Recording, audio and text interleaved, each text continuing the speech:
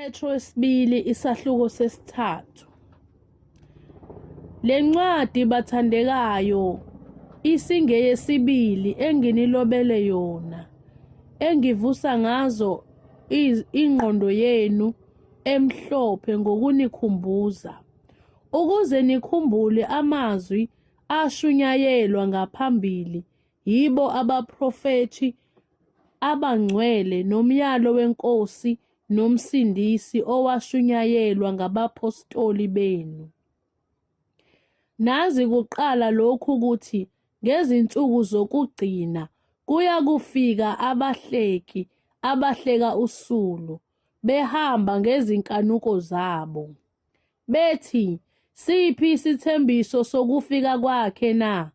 Ngokuba kuselokhu obaba balala, konke kumi kunjalo, njengokwasekuqaleni kokudalwa.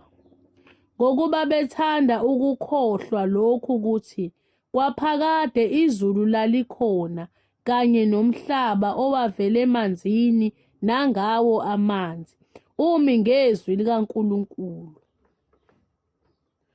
Okwathi ngawo izwe elalikhona labhubha ngokukhukhula kwamanzi.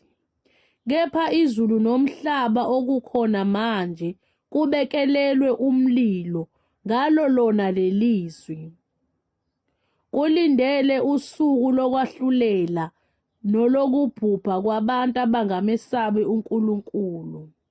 Kodwa bathandekayo, maningakhohlwa lento inye yokuthi kuyo iNkosi usuku lunye lunjengeminyaka eyinkulungwane, nokuthi iminyaka eyinkulungwane injengosuku lunye.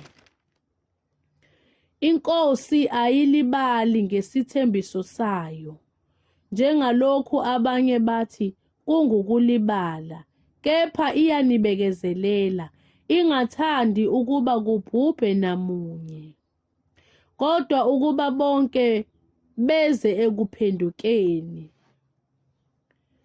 Kepha usuku lweNkosi liyakufika njengesela, mhla amazulu eyakudlula ngokuhlokoma, kuyakusha konke kubhidlike, nomhlaba nemisebenzi yabo kuyakusha.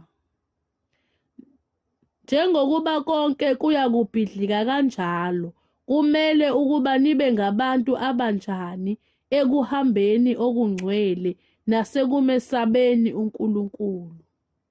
Nibheka nilangazelela ukufika kosuku lukaNkulunkulu ayakubhidlika ngalo amazulu ashe, konke kushe kuncibilike na?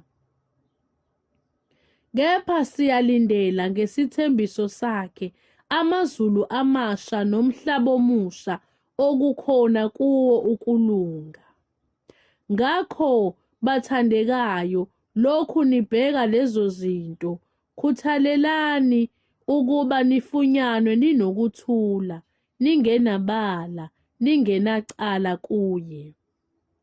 Nithi ukubekezela kweNkosi yethu kungukusindiswa, njengalokho nomzalwane wethu othandekayo uPawuli wanilobela njengokuhlakanipha ayekuphiwe, njengalokhu nasezincwadini zonke ekhuluma kuzo lezo zinto, okukhona kuzo okunye okulukhuni ukuzwisiswa, okuthi abangafundile nabangaqinile bakuhlakanezele, njengalokhu benze njalo nangezinye izincwadi, kube ngukubhujiswa kwabo.